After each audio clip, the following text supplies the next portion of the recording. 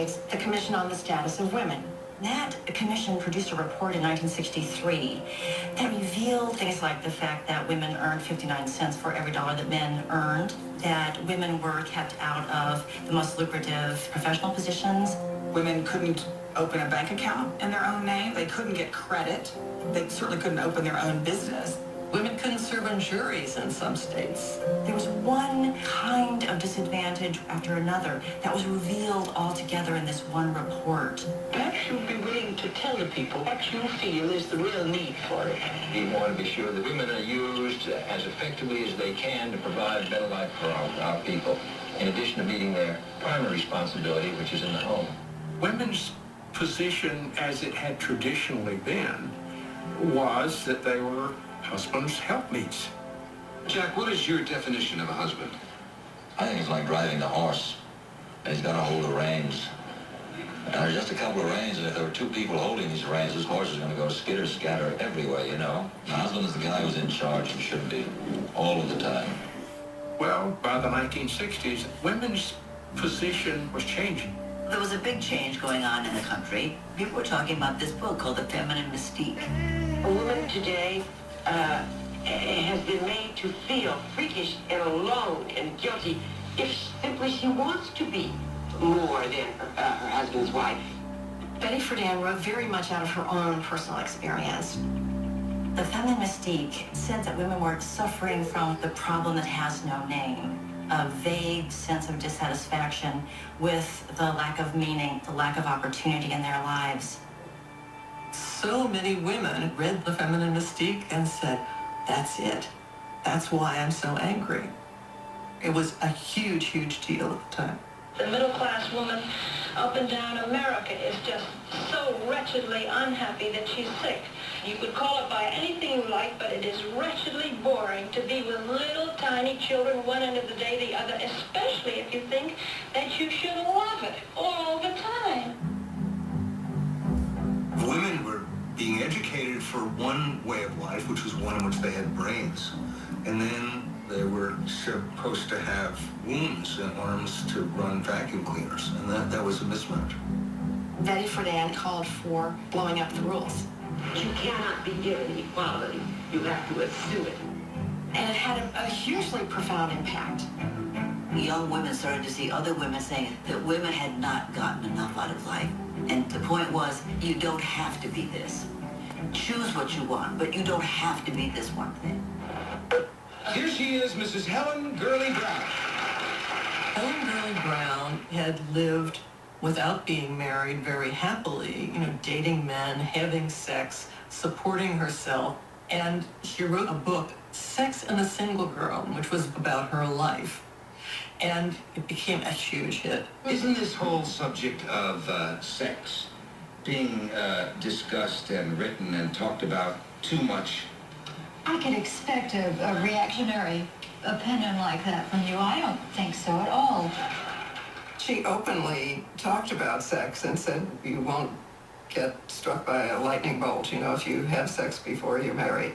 For average run-of-the-mill women, it was a bigger deal in The Feminine Mystique. Now that it's all right to discuss sex, people are now talking about it a great deal, and I don't think that's so bad. Yes, Arthur. I think that talking about sex wastes such a lot of time.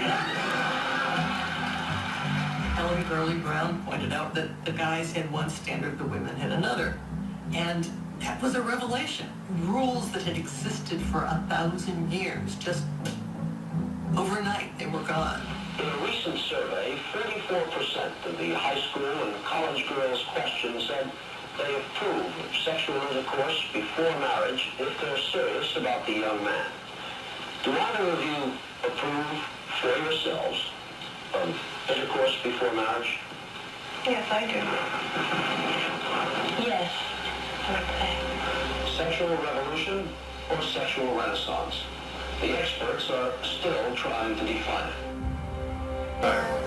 Well, I could say no weddings. What do you feel about this idea that they won't hire women? We feel that it's unfair because we feel that women will work just as good as men and better. We're not hiring women at this particular time for a very simple reason. The jobs we have available are jobs that only men are able to do. When the 1964 Civil Rights Act was going through Congress, an amendment was inserted to make it illegal to discriminate on the basis of gender as well as race. No one took it seriously. The National Organization of Women is founded to press forward on that one issue. What's the objective of the new organization now? Full equality for women in truly equal partnership with men. One of Now's campaign is to make the Civil Rights Act of 1964 really be enforced. Suddenly, the Ivy League colleges began to open their doors to women for the first time. The quotas against women in the accounting field, in the legal field, and the medical field began to drop away. Betty Friedan wanted results. She wanted something to happen, and it started happening. And in Midtown Manhattan, and these 20-somethings are getting ready for a party that could turn their lives around. I look like a completely different person without makeup. In an hour, they'll be surrounded by wealthy men looking to mingle. But it won't be your average hookup. You make money, you have the beautiful girl. That's pretty much what the American dream is. Women have a certain value, and this party, it tells you that value. For as long as anyone can remember, moneyed older men have courted attractive young women.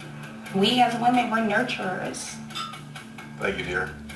Men should provide. It's in their DNA. Now, a new crop of websites is bringing this old school dynamic into the modern day. And the phenomenon has been given a name, sugaring. The men and women who partake are sugar daddies and sugar babies. You've saved over $100,000 for sugaring? I'm really good at what I do. In the rendezvous between romance and capitalism, who really has the upper hand? This is my world, and if my sugar daddy can't conform to it, he doesn't belong in it.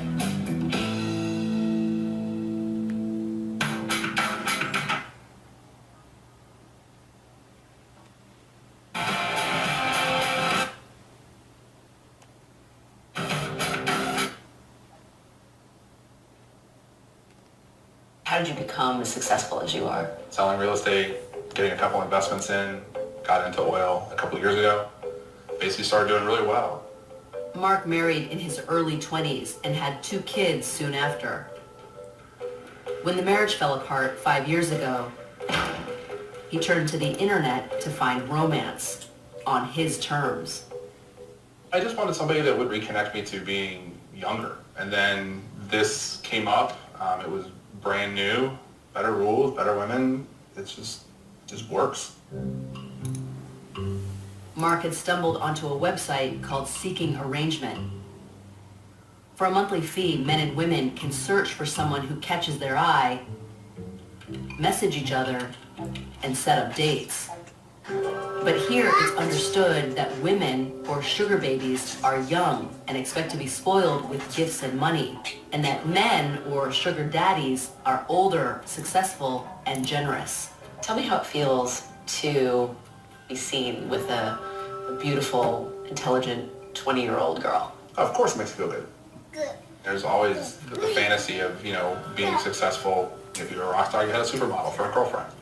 If you have money, you have, an attractive person that goes around and does stuff with you. And so what are some of the things that you've provided for some of the women that you've gone on dates with? Apartments, cars, money, shopping, trips, normal stuff. What's the biggest allowance, for example, that you've given someone? About $8,000 a month. So you're perfectly comfortable with the fact that these women are seeking you out because you can provide them with something? Sure, and they're providing me with something too. So it's mutually beneficial. A lot has changed between the sexes since the feminist movement got women into the workplace and gender equality became a widely held value. All of us must stand up together and say no more. But old habits die hard. A surprising number of Americans are hungry for an old-fashioned kind of love, where men financially support women in exchange for companionship. And one man is capitalizing on that desire. Here, if you don't mind, I'm just gonna... Seeking Arrangement founder, Brandon Wade. Okay. Why did you start Seeking Arrangements? I was just having so much difficulties with my dating life. I would try the normal dating websites and I realized it was really difficult for me to stand out. And that's when I remember something that my mom told me when I was growing up, being the nerdy boy that I was. She said, just study hard, focus on your school, and someday when you're successful, you can really use your success and generosity to turn your dating game around. So you started seeking arrangement because you were having difficulty with your dating life? That's absolutely right. Hey, Brendan, you're a very nice, smart guy. Isn't that enough? Apparently not. On most dating sites, unfortunately, there's no way for your intellect or perhaps your success to shine through. Brandon set out to change that. In 2006, he launched Seeking Arrangement. Today, it's the most successful in a crop of sugar dating domains. The site also throws parties where babies and daddies can mingle and wear a mask if they want to go incognito. Is there a typical profile on Seeking Arrangement? The average sugar baby is 27, typically has a college degree or is going to college. The average guy is 40 years old. He makes $250,000 or more every single year. What percentage of sugar daddies are married? Roughly 40% are married. They're essentially trying to find mistresses. I would say so. They're looking for a relationship elsewhere to spice up your life. As someone who considers herself a feminist and has always been insistent on paying for everything myself, it just seems like you're taking women back. These relationships tend to be a lot more empowering than people would want to believe. Empowering for whom? Both parties have power in their own ways. The guy might be powerful because he's rich and wealthy and has financial means. The woman is powerful because she might have youth and the beauty. I've heard from sugar babies who've met guys who've helped them start their own businesses, helped them pay for school. Why can't she take care of herself? And that's what she's doing. That's the Disney dream, right? That when you grow up, you want to be a princess. Yeah, you want to be an independent princess, but every independent princess still needs to find a prince. In my hometown or growing up, it was kind of accepted to just go away to school for 4 years, get a degree, get a 9-to-5, you know, the white picket fence, and that's never been what made me happy. There's more that I want on top of it. 22-year-old Allison was raised in a small town in upstate New York, and she still lives there. Today, I'm meeting her in the dance studio where she teaches and trains, a place she considers her second home. I'm stuck. You're gonna have to help me get my feet out of it. Are you really stuck? Well, just move my feet. Yeah, okay, good. Oh my gosh. I think I pulled something. So first off, Yeah. how did you find out about sugaring? My friend and I were watching like a talk show and it was like, don't do this. So we were like, let's do this. Did you have any reservations about it, or did you just kind of jump into it? No, I mean, I was really afraid of meeting people. I was really afraid. I was afraid to ask for anything. I didn't know really how to, but if you don't ask, you don't receive. Allison was 18 when she first logged on to Seeking Arrangement. Within a couple of weeks, she had hundreds of messages from daddies eager to meet and offering the kind of cash she'd never seen before. Can you divulge how much you've gotten after a date? A lot. Yeah. Like $1,000 or?